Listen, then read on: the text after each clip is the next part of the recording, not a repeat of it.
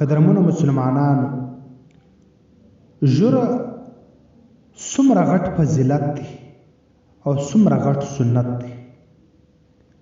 ژوره هغه یوازې سنت دی چې په قبر کې د انسان سره ورسره وي. که چیرې انسان په دا سنت عمل کړی په دنیا کې، دغه سنت هم د ده سره قبر له راځي. سبحان الله. د دنیا ټوله شان د دغه انسان سره پاتېږي. د انسان هغه خواږه ملګري، د انسان هغه خواږه اولاد، هغه خوږه بیبي، هغه خواږه رونه، دا ټوله د دا انسان سره په دنیا کې پاتېږي.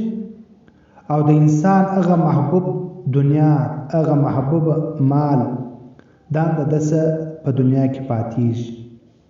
د ده سره یو د ده عمل ځي او بل هغه د نبی پاک صلی الله علیه وسلم سنت چې کوم ده په دنیا کې عملي کړی و، دا هم د ده سره قبر له راځي. نو په کار د عزتمنو مسلمانانو چې کوم زمارونه ژورې خوري، هغه باید دننه څه توبه وکړي.